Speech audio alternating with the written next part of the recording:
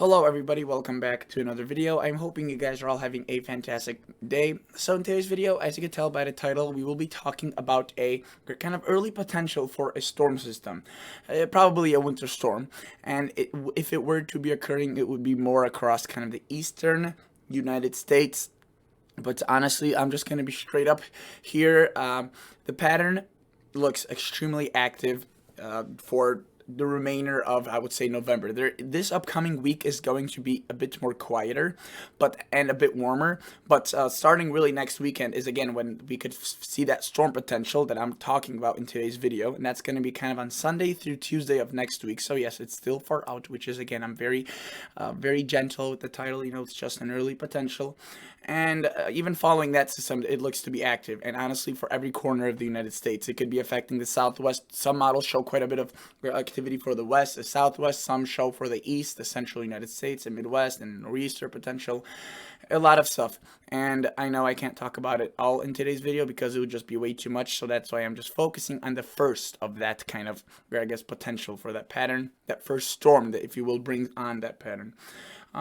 So before we get into that, if you guys are, I just want to always remind you, if you are new to this channel, consider checking out the video, consider, watching the whole thing. If you do enjoy it, consider subscribing. Again, don't do it now. Don't do it just because I told you so. I'm just kind of reminding you that if you do like it, it's awesome to subscribe and liking the video. It really helps out a lot. And if you have any comments or concerns, please leave them down below. I get to almost all of them. So let's start talking about the system. So this is a interesting situation, and so we have basically three models that I usually look at that are kind of like my main sources, if you will, because they're from three different families, and they usually provide enough kind of varied information to, if all three agree, it's pretty likely that system will occur. If two agree, it's not that certain, but it's definitely a possibility. And if just one shows it, it's definitely a possibility. But it's definitely with a lot of skepticism. And in this case, it's that scenario. We have just a European model showing this storm. Now, normally I wouldn't be making a video about this just because one model was showing this. However, it's been showing this consistently now for 2 days. So, and the other ones, the GFS and Canadian, show a storm system, but it's much more disorganized, and honestly, it's not even worthy of calling it a storm system. So let me just play this out. Don't really focus on the dates because I just want to show you the kind of general flow, the general pattern. But the date is right here, Monday, and it does move in 6-hour intervals, so it's rather quick. Notice that this week it's going to be warm, and I've mentioned this already. If you have any things to do across the United States, if you have anything to do in the garden, and if you live anywhere in the United States, you'll pretty much have a shot at doing that. Because yes, even if you have snow on the ground, it's going to be warm. 60s potentially as far north as Iowa, Illinois, Indiana, or Ohio, getting up into the Northeast into Wednesday. Tuesday will first be kind of the Midwest, then followed by the Northeast, and that is because there is going to be a snowstorm for the southern Canadian areas, except again, it's not really affecting enough people to just kind of make a video about it. It will be dropping quite a bit of snow, and notice that up until really Wednesday, when it develops that rain cold front, it doesn't really even affect the United States. It just stays north. But again, it does develop that cold front, but it is snow-free for the majority of the United States. And you can see how warm it's going to be because, well, look how far that rain snow line stretches. Ohio, Indiana got some snow this past weekend. But yeah, you're going to be in the 60s by the time Thursday and Wednesday comes. Really more Wednesday, because by Thursday we have a cold front passes through, and that's kind of the end of that warm up. But the pattern doesn't remain too active. After that, we do obviously have that cold front bringing showers and storms Friday, right, Saturday, and then we have to watch this little guy right here, and also the moisture from the south. And this is where we start seeing the setup for that storm that I'm talking about in today's video. It's not this one. All right, so as we put this forward, again, this is just one model, but let's see what it does. And boom, right there, look at that. We see a development of that precip that made it onto the west.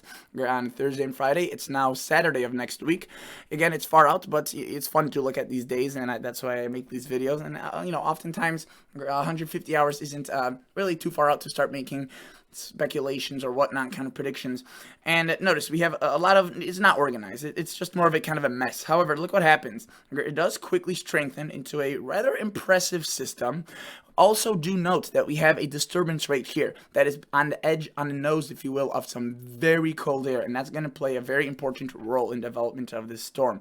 As we push this forward, look what happens. The system continues to intensify. Again, doesn't bring a lot of snow because it's just simply still a bit too warm for a lot of these locations, though definitely cooler than what we'll be seeing this week, right, into Wednesday and Thursday in a few days. As again, this is almost now fully 7 days out as I'm recording this on Sunday.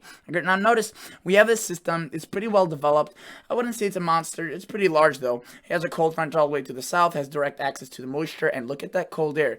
It may not look like if that's cold, but let me freeze it at hour 174 and show you this cold air in terms of anomalies. It is definitely chilly. Look at that. That's 22 degrees below average. That's very, very cold, considering, you know, a lot of these locations will be warm for the next 7 days up until this frame that I'm stuck at, which is Sunday, really midday Sunday. So we have very cold air. We have this large system, and let me go this frame by frame. So now this is Monday, or sorry, late Sunday, early Monday, depending on the time zone. And this cold air continues to really rush in behind this. It's almost like a lobe. Do you see that? It's a lobe of chilly air. Obviously very, very cold temperatures if this were to occur. Again, it's not really a nor'easter. It's just kind of a draped out cold front, but the moisture and the energy is there. And look what starts happening. We obviously see an intensification of the rain across the northeast. Again, another rainstorm. Right? You've seen a lot of rain. But look at this little feature. It starts developing into its own little low pressure. And we start seeing more rain out ahead of it, but there's quite a bit of snow and quite a bit of wind and a lot of cold air behind it. Again, this cold front is becoming extremely powerful, but again, mainly retaining its rainy form. But look at that, Pennsylvania, Ohio, right there, start seeing potentially, you know, snow, just downright heavy to moderate snow, especially with those colorings that we have there. And we do start seeing some of the larger cities across Canada, like Quebec, potentially starting to see the rain from this original cold front transition into snow. Now, again, I don't really want to get into details because this is far out, but you can see how complex this system is, right? It has extreme winds at this point, maybe some blizzard conditions. Again, I mean, it's just too far out to even say individual things like that because, again, it's whether or not it will occur at this point. That's a question. But obviously, look at that. That is very powerful. The cold front turns into snow. We do see that secondary feature, which, again, at this point, it is very, very cold. 977 millibars. It is very strong. Obviously, don't get too, worked up about it being like, oh, wow, this is the strongest storm since this and that, because, yes, this would be a beast, but it's just a matter of fact. I'm trying to prove whether or not this will be even a thing, because the other models, they show something completely different. So that's a beast, and it's a monster of a storm.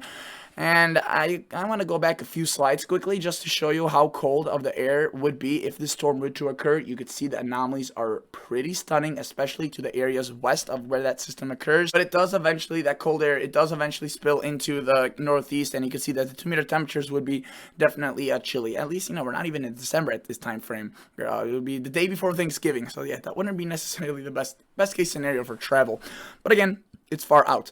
Now, let me show you, because this is the noon model. Let me show you the midnight model run of yesterday. So to show you that there has been some consistency with this model. So I'll just go through this one quicker because I have a lot more to show you, and I've been taking a sweet old time showing you that first run of the European. So again, there's that system. You can see the models have been consistent with that. That's the first one, not the one I'm talking about. It goes through the southern Canadian area, brings that cold front, brings some rain, and boom, it's out of there. Again, bringing a lot of that warm air. But look, there's that little system. You can see starts brewing, if you will, of that with that cold air and some of that precipitation getting dragged up. Where we do have that cold feature right there, that secondary feature that the Europeans still showed, right, with that newest model run. And so, there has been some consistency. But what it does that's interesting, it doesn't develop that system out of that first wave. It develops it more directly tied with that that second feature. If you recall, the first model showed that feature pretty much week up until it hit the northeast and then intensified into that snow.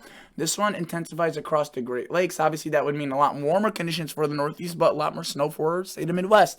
And this one does also intensify into an absolute monster with just horrendous winds right there. Again, you can see that this is now 2 model runs that both show a system below 980 millibars. and that is a very, very powerful storm. I don't think I have to make that pretty clear. The graphic, if you will, shows that by itself. Super strong cold front, very, very strong winds, very heavy snow, and yes, that would obviously be very impressive. Now, I want to take a look at this new model run from yesterday. So this is now a 24-hour old model run to see if it also showed something like that. And as far as I'm concerned, I don't think it did, but I'm just kind of trying to double check. So there's that first system again. There's that second one that there is kind of our area of, I guess, talking point for today's video. You can see it showed activity.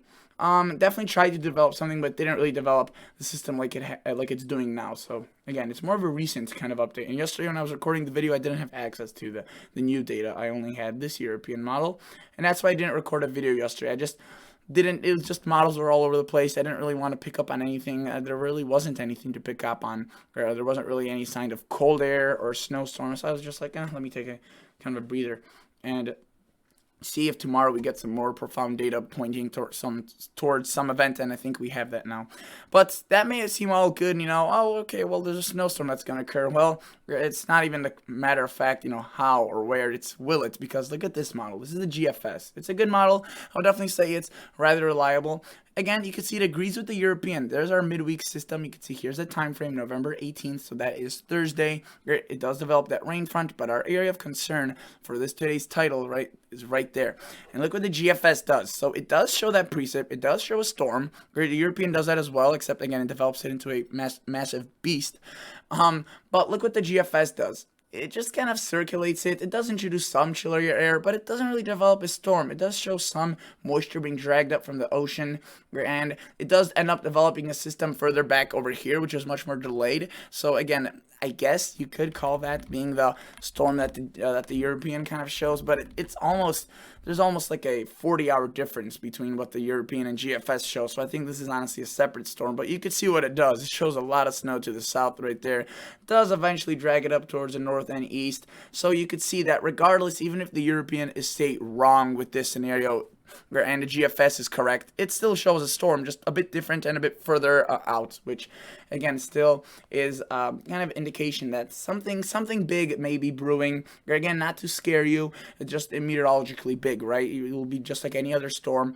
Well, I shouldn't say that because this one does look powerful, but usually we have at least a few of these per year, so it's something big, but again, not the end of the world, right? And you can see it does develop into that beast, but it's much further out than what the European model shows. So you can see that it's not, I can't really call that being consistent with what the European showed. This is the Canadian. It only goes out to 240, just like the European. And let me show you what it shows. Again, not really supporting or disagreeing, I guess, with the Euro, but more so I would say disagreeing. There's that system, develops that cold front again, warm up, right? That's this week, nothing too extraordinary. It does develop some lake effect on the backside of it, so unless you're living in kind of the lake effect zones, you won't be seeing much snow. Obviously, the northwest will be. They're constantly seeing some barragements, and you can see the Canadian does develop that precip, right? That storm potential, like the GFS and Canadian or European. It does introduce just a little bit of that cold air. It doesn't develop anything out of that first feature. Well, it tries to, and you can see it kind of develops some storm, but it's really small, and honestly, it's kind of out of the main viewing area, but it still clips portions of Maine, and you can see southeastern Canada. And then the Canadian introduces a large swath of precip, but again, all of the things that the Canadian does just really, really stay to the north. So this one, I would say, disagrees even more with the European than what the GFS showed, because the GFS at hour 240 showed a storm just further towards the south, and the Canadian doesn't really show anything. So that being said, I'm a bit more leaning towards the European than I normally would with, say, one model showing a storm. Not because, oh, I want a storm. It's because the Europeans showed it for now for two consistent model runs. Well, the GFS, I guess it hasn't shown it for two consistent models in the same way the European, but it's been just more all over the place, if you will. Notice, though, it did still show a system. This is at noon today, so 6 hours before. It did show a system right there trying to develop across the northeast, and it did show that southwest one that it still shows now with that newest model run. Except, again, it's a bit different and a bit further out than what the Euro showed in terms of timing.